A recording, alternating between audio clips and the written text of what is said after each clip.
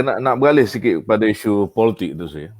Sekiranya pilihan raya umum ke-15 diadakan dalam masa terdekat ni, andai katalah kita kata COVID telah dapat diredakan bulan 4, bulan 5 nanti, menjadi persoalan di kalangan rakyat Malaysia di antara dua gabungan yang PAS sertai sekarang ni, di antara Muafakat Nasional dan juga Perikatan Nasional. Boleh Tuan Guru jelaskan mana yang menjadi pilihan PAS atau PAS ada pendekatan yang lain daripada dua gabungan ini?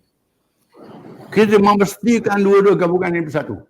Kerana pada kajian kita tidak ada parti yang boleh menang untuk mereka sendiri pilihan raya akan datang. Mesti bergabung dengan parti lain. Dengan sebab itu kita utamakan gabungan Parti Orang Melayu Islam dahulu. Supaya kepimpinan Islam itu dapat diwujudkan dengan kuat. Dan sebab itu kita mendesak supaya MN dan PN ini sama-sama. Kuatkan MN, perkasakan PN. Dua-dua sekali.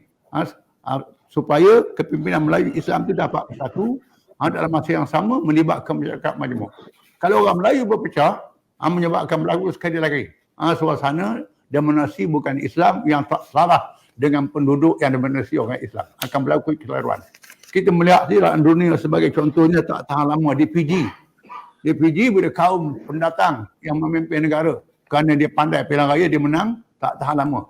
Di Peru sebagai contohnya Fujimori, orang Jepun jadi pemimpin negeri di Amerika Latin.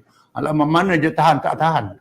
Dan sebab itu Islam mensyaratkan kepimpinan Islam daripada kaum yang mendominasi penduduk. Ini syarat dalam kitab fiqh Islam. Itu.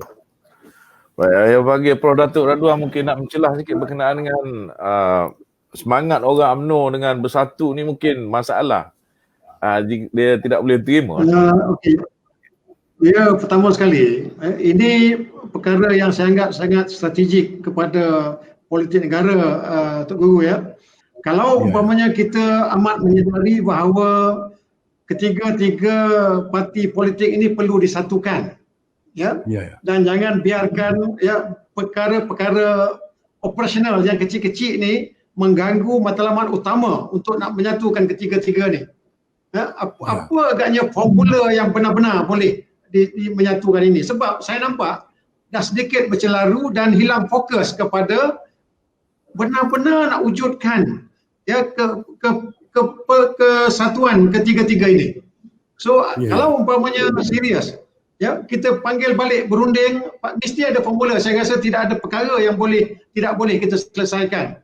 Cumanya ada benda-benda yang operasional yang mengatasi daripada matlamat yang sangat kudus itu. So itulah yang kita harapkan supaya ada peneraju, ada jiwa besar yang boleh menuju ke arah itu, yang pandu kita sama-sama. Yang pertama, sebab rakyat, saya rasa kalau pandang rakyat kebanyakan semuanya melonjak dalam hatilah, melonjak gembira melihat kerajaan yang dipimpin yang boleh menunjukkan mewakili negara kita yang kita impikan. Yang lain-lain juga datang, bangsa-bangsa lain pun juga semua datang untuk bernaung dalam kesepaduan ini. Kalau itu dapat kita jelmakan, satu perkara yang saya rasa diimpi-impikanlah oleh kebanyakan rakyat Malaysia, Tuan Guru. Oleh kerana UMNO parti yang pernah memerintah. Jadi pada saat rasa nak memerintah itu ada lagi. Itu masih ada lagi. Itu beberapa perkara yang kita hadapi. Dan kita telah berjaya mewujudkan satu piagam Muafakat Nasional. PAS dengan UMNO. Dalam piagam ini kita bersetuju untuk memperkasakan kepimpinan Melayu Islam. Kita setuju. Dan mengajak parti-parti dan NGO-NGO menyertai Muafakat Nasional. Ini kita bersetuju. Malah bila sampai kita nak ajak, terdapat pertemuan politik antara UMNO dengan Bersatu. Terdapat ini.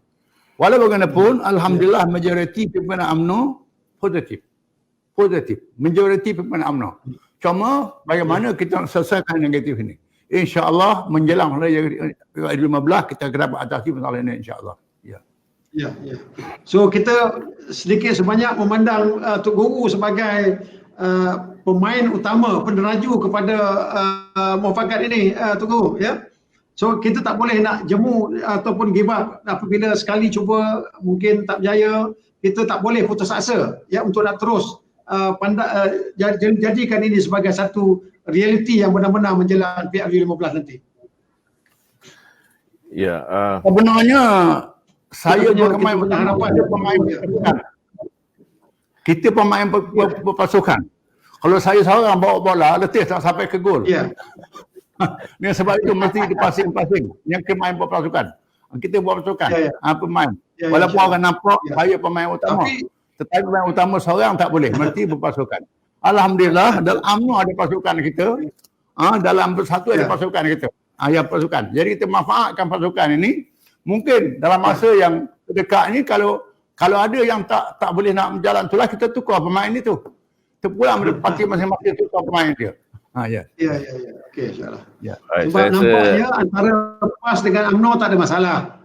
PAS dengan UMNO mungkin dah ada platform dah cukup kuat. Piagam yang dibuat dulu dah jadi platform dah tu. Tinggal lagi nak accommodate pihak-pihak lain, itu je yang mungkin sedikit keliru lah kebanyakan orang. Ya. Okey, Dato' Sri. Ya, terima baik. kasih.